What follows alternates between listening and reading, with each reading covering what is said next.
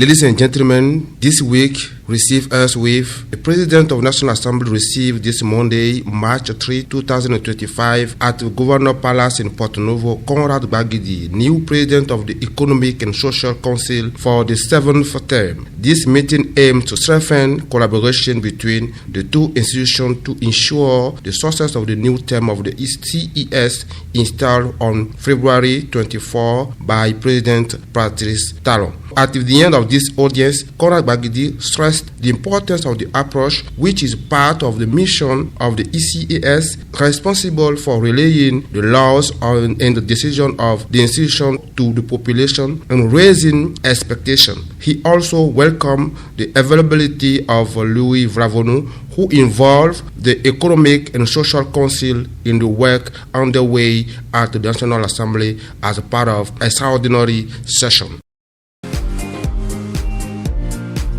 Prosecuted for defamation against President Patrice Talon, the young Bilal Badarou appeared before the Criet before being released. In a Facebook post, he expressed his regret and asked for forgiveness from the head of state, the justice system, and all Beninese authorities. I made insulting remarks about the head of state. I sincerely apologize for this, recognizing that I called the president of scammer in an old post. He also recognized his mistake and promised not to do it again. I invite young people to be careful about the dispute on social networks. In Benin, defamation is considered an offense punishable by criminal penalties in accordance with law number 2025, April 10, 20, 2018 on the Digital Code. This legislation aims to regulate online publication and protect individuals against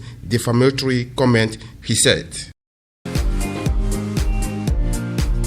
Opening of a registration register for the candidate for the BPC exam June 2025 session. In a press release signed this Tuesday by Veronique Toinfode, Interim Minister of Secondary, Technical and Vocational Education, candidates wishing to take the exam must go to high schools and colleges of general secondary education or to departmental directorate in order to receive the information necessary to compile the application fields. This press release also reminds that no delay will be accepted for the submission of fields. To this end, the interim minister instructs the head of establishment responsible to take all measures to respect this deadline until first day, March 27, 2025. Candidates are therefore invited to finalize their registrations within the allotted time in order to avoid any inconvenience. It is important to specify that the BPC exam test June session will take place from June 9th to 11th, 2025 throughout the national territory.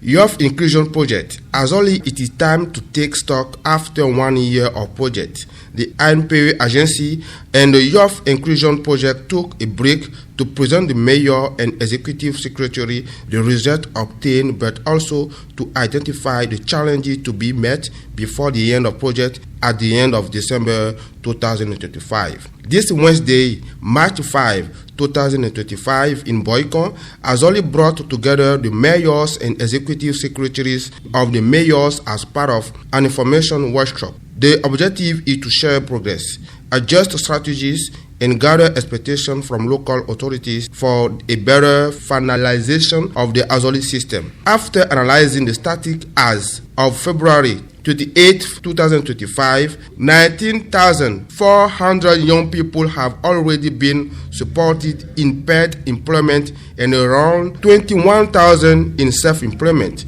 This marks 40,400 young people already supported by the Azoli system for both components. This week was also marked by Lent, which is special time that falls into the category of Highlight and International Day of Women this Saturday, 8th March. While the Christian really return to his source, it is time of renewal. God gives us opportunities during the liturgical year to renew all relationship with Him. This renewal allows us to renounce what has distances us from Him. Also renounce our indifference to the suffering of others. Also renounce all guilty silence in the face of certain justice. This is a time that allows us to be others, that remind us that we are truly created in a dynamic of sociability, and this dynamic must be concrete through concrete acts, because faith without work is particularly dead. March 8, International Women's Day, is also celebrated in the Diocese of Abomey. This diocese also pays tribute to all women and at the same time greatly encourage women's leadership in the diocese. He also highlighted the organization of the clergy in the face of particularity of women in the institution of extraordinary ministers of Holy Communion. Thus, on March 8th, a Catholic celebration within the Diocese of Abomey, followed by Mass, debate, and also celebration, said the Bishop, my Lord, Eugène Cyril Hundécon. Ladies and gentlemen, this is the ICONE news of this week. We can say, see you next time.